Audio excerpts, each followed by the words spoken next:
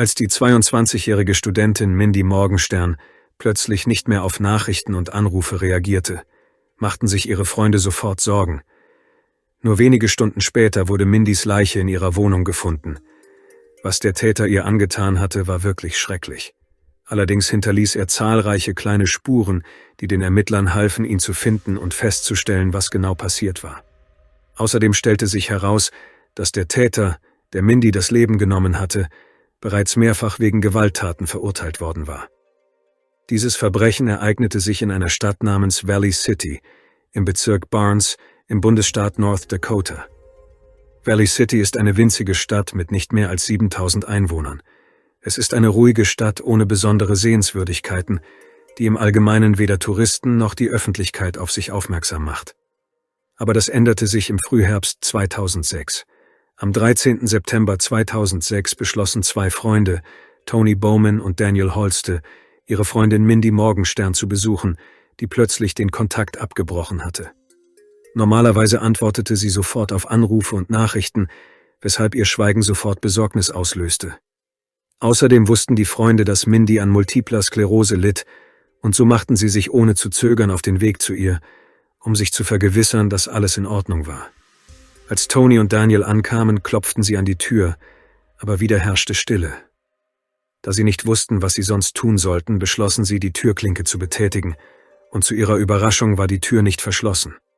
Leider erwartete sie direkt hinter der Tür ein schrecklicher Anblick. Nur 2 Schritte von der Tür entfernt lag Mindys lebloser Körper, und etwas war um ihren Hals gewickelt. Fast sofort wurde den Freunden klar, dass die junge Frau bereits tot war. Die schreckliche Nachricht von Mindys Tod verbreitete sich schnell in der Stadt, und schon bald trafen Polizisten und Kriminalbeamte am Tatort ein. Als sie das Haus betraten, rochen die Ermittler einen starken und deutlichen Geruch nach Reinigungsmittel, das normalerweise in vielen amerikanischen Haushalten verwendet wird. Daher war eine der ersten Fragen, die ihnen in den Sinn kam, ob der Täter versucht hatte, Beweise zu vernichten. Bei der Untersuchung der Leiche stellten die Polizisten fest, dass jemand Mindy so heftig mit einem Messer in den Hals gestochen hatte, dass die Klinge abgebrochen war und im Körper stecken geblieben war. Aber neben dem Messer hatte der Täter auch einen Gürtel benutzt, um das Opfer zu erwürgen. Nachdem sie die Identität der 22-jährigen jungen Frau Mindy Morgenstern schnell festgestellt hatten, begaben sich die Polizisten fast sofort zum Haus ihrer Familie in New Salem, um ihnen die tragische Nachricht zu überbringen. Als erste erfuhr ihre ältere Schwester vom Tod der jungen Frau und reagierte darauf, wie zu erwarten war. Ein gebrochenes Herz, Schmerz, Verwirrung und Wut, das sind nur einige der Emotionen, die Mindys Schwester in diesem Moment empfand. Die Ermittler standen vor einer schwierigen Aufgabe. Sie mussten so schnell wie möglich den Täter finden und festnehmen, der dieses schreckliche Verbrechen begangen hatte. Mindy wurde direkt in ihrer Wohnung angegriffen und getötet. Daher mussten die Polizisten zunächst feststellen, ob es sich um einen Raubüberfall handelte, da dies das häufigste Motiv für solche Verbrechen ist. Mindys Wohnung befand sich im 2. Stock eines typischen niedrigen Wohnkomplexes, was bedeutete, dass es für den Täter viel schwieriger gewesen wäre, in ihre Wohnung zu gelangen, als in die ihrer Nachbarn im 1. Stock. Was den Grundriss der Wohnung betrifft, so befand sich direkt hinter der Eingangstür ein langer, schmaler Flur, der mit Mindys Schuhen vollgestellt war. Rechts davon lag ihr Zimmer, etwas weiter links das Wohnzimmer. Der Fernseher, das Telefon, Medikamente und andere Wertsachen blieben in der Wohnung zurück, was Diebstahl als mögliches Motiv völlig ausschloss. Außerdem wurde Mindys Leiche in der Mitte der Wohnung gefunden, zwischen dem Flur, dem Wohnzimmer und dem Schlafzimmer. Das könnte bedeuten, dass sie in die Wohnung gezogen wurde und nicht angegriffen wurde, als sie bereits dort war. Aber auch hier blieben alle Sachen von Mindy bei ihr. Was war dann der Grund für den Angriff und wer könnte so etwas Schreckliches getan haben? Bevor wir uns mit dieser Untersuchung befassen, sollten wir zunächst näher darauf eingehen, wer Mindy war. Mindy Morgenstern wurde am 29. April 1984 in Bogotá, Kolumbien geboren. Sie hatte einen älteren Bruder und eine ältere Schwester. Allerdings ereignete sich in ihrer Familie eine Tragödie, deren Details nicht bekannt gegeben wurden. Und schließlich wurde Mindy von Larry und Janice Morgenstern adoptiert. So kam sie zu ihnen, während ihre leibliche Familie sich in New Salem niederließ, nur eine Autostunde von dem Ort entfernt, an dem Mindy starb. Mindys Freunde und Familie beschrieben sie als fürsorgliche und gesellige junge Frau, die immer bestrebt war, anderen zu helfen. Nach dem Abschluss der New Salem High School studierte Mindy an der Raleigh City State University Sport. Im Jahr 2006 war sie im letzten Studienjahr und plante eine Karriere im Bereich Sport zu verfolgen.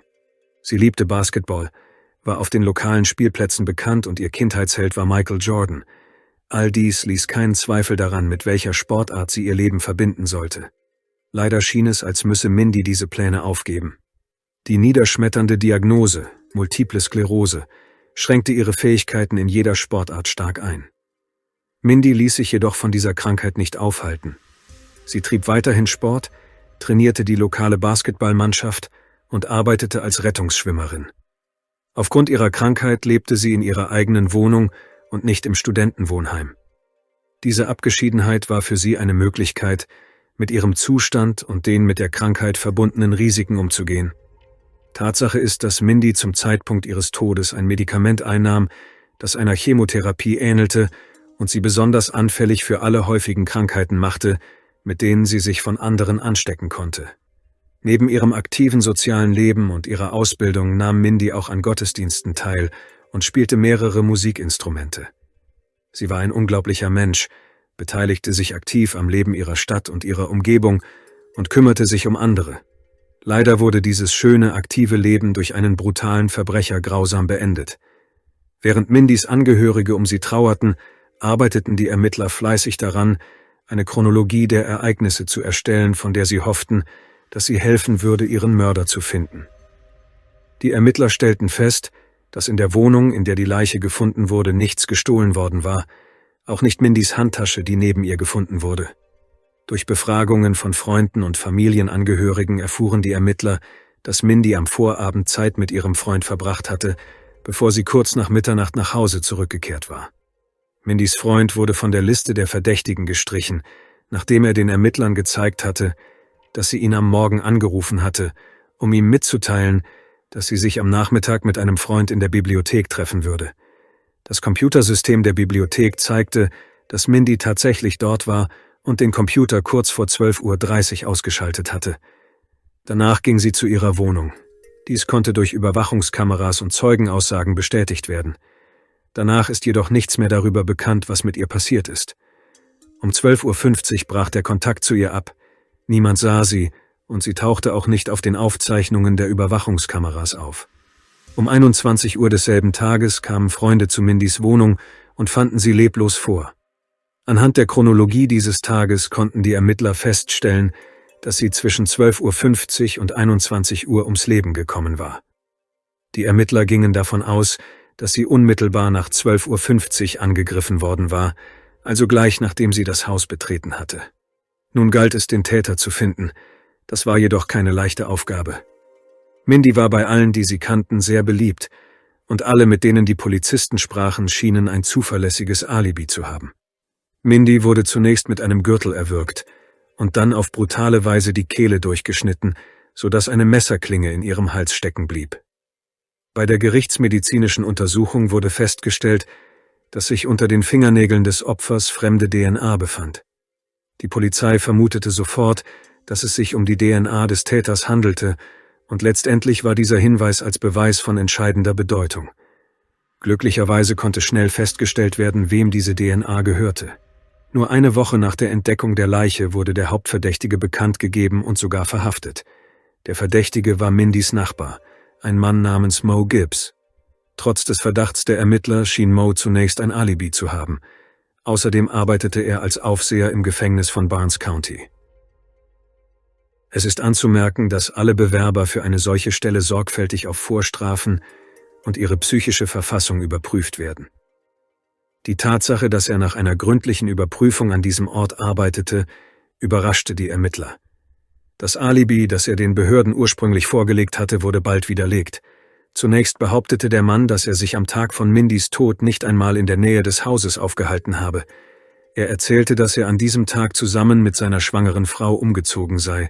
Obwohl ein Teil dieser Geschichte der Wahrheit entsprach, konnte niemand den Aufenthaltsort des Mannes zu bestimmten Zeiten an diesem Tag bestätigen, weshalb die Ermittler beschlossen, gründlicher nachzuforschen.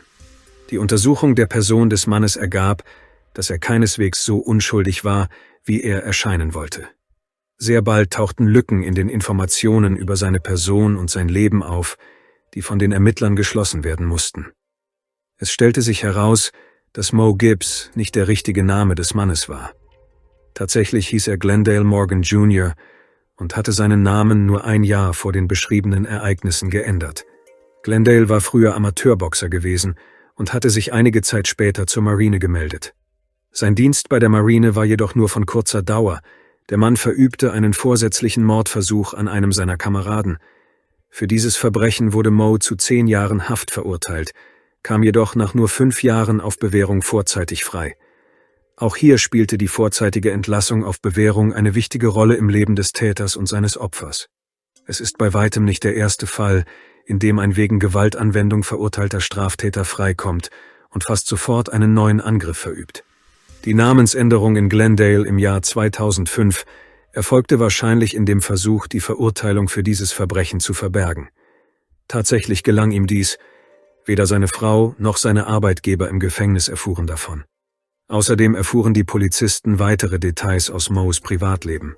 So stellte sich heraus, dass Mo bereits 1991, als beide 18 Jahre alt waren, mit einer Frau namens Tasha verheiratet war.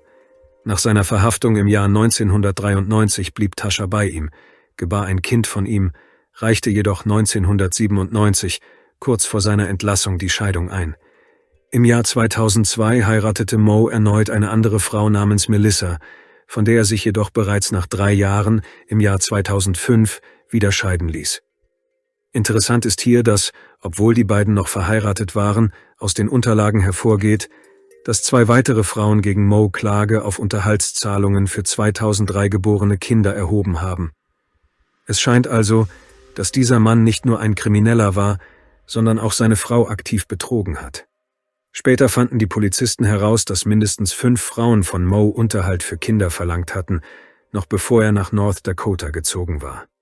In North Dakota lernte er Jody kennen, die zum Zeitpunkt von Mindys Tod seine Frau war.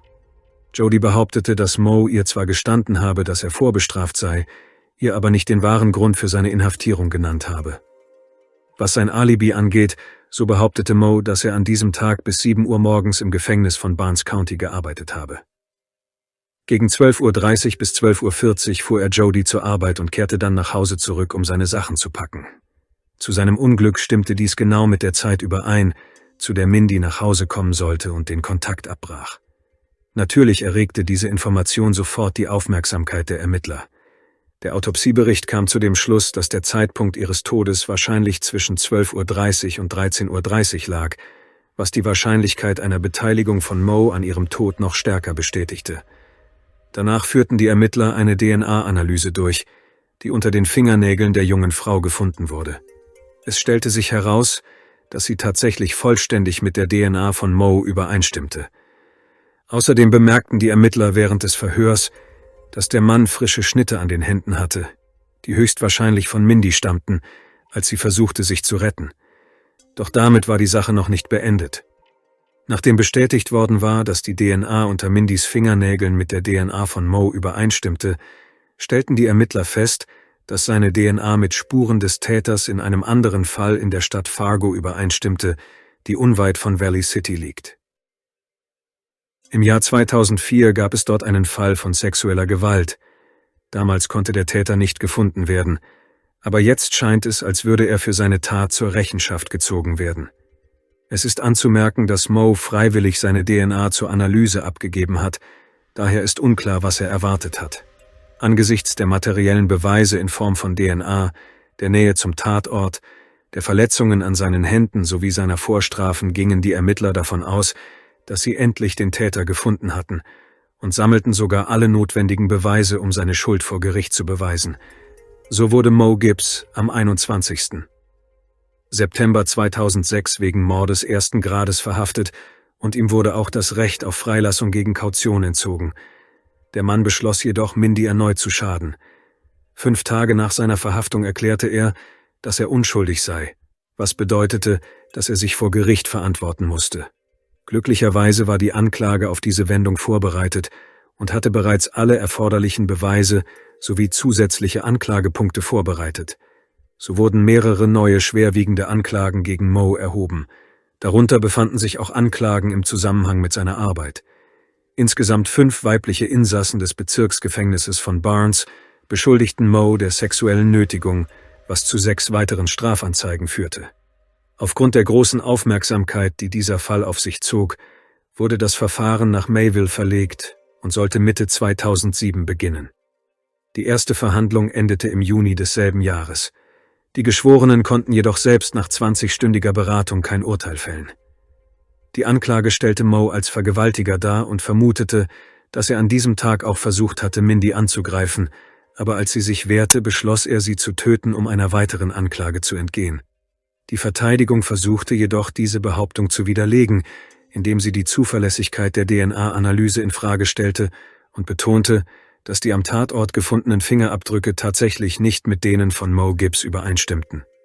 Im Oktober desselben Jahres fand eine erneute Gerichtsverhandlung statt, und diesmal fällte der Richter sein Urteil und befand Moe Gibbs für schuldig am Tod von Mindy. Der Mann wurde zu lebenslanger Haft ohne Bewährungsmöglichkeit verurteilt. Moe beharrte daraufhin weiterhin auf seiner Unschuld und wandte sich sogar mit einer Rede an Mindys Familie. Mein Herz und meine Gebete gelten der Familie Morgenstern. Es ist ein schreckliches Verbrechen, das niemals hätte geschehen dürfen, und ich bedauere, dass es geschehen ist. Mindys Mutter antwortete darauf, dass sie Moe vergebe, fügte jedoch hinzu, dass sie niemals vergessen werde, was er ihrer Tochter angetan habe, und drückte anschließend ihr Mitgefühl für die Familie des Mannes und seine Kinder aus. Obwohl Moe nie gestanden hat, Mindy getötet zu haben, bekannte er sich dennoch schuldig im ungelösten Fall Fargo und darüber hinaus auch in allen Anklagepunkten wegen sexueller Gewalt, die er an seinem Arbeitsplatz begangen hatte. Die Anklage vermutete, dass Moes Handlungen auf einen Kampf gegen seine sexuelle Sucht hindeuteten. Aber es ist auch erwähnenswert, dass einer der Übergriffe auf Häftlinge am selben Tag stattfand, an dem Mindy getötet wurde. Infolgedessen wurde Moe auch wegen sexueller Gewalt gegen 5 Häftlinge im Gefängnis für schuldig befunden und verurteilt, wobei alle diese Übergriffe zwischen Mai und September 2006 stattfanden. Darüber hinaus wurde er auch im ungelösten Fall Fargo für schuldig befunden. Für diese Vergehen wurde Moe zu 12 bzw. 15 Jahren Haft verurteilt. Alle 3 Urteile wurden gleichzeitig vollstreckt. Die von Moe begangenen Verbrechen schockierten sein Umfeld zutiefst. Alle kannten ihn als engagierten, disziplinierten Sportler, der sich um seine Kinder kümmerte. Derzeit befindet sich der 51-jährige Moe Gibbs weiterhin in einem Gefängnis in North Dakota. Trotz ihres großen seelischen Schmerzes fanden Mindys Adoptiveltern die Kraft zu vergeben.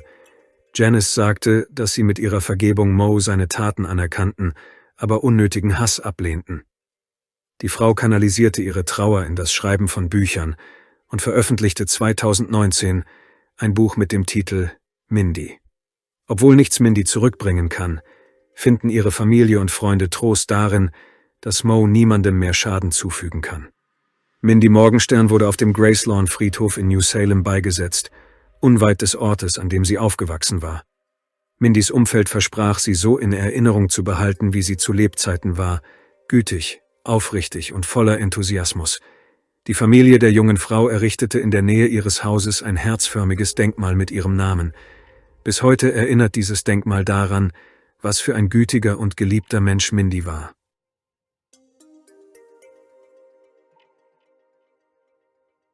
Danke fürs Zuschauen und passen Sie auf sich auf.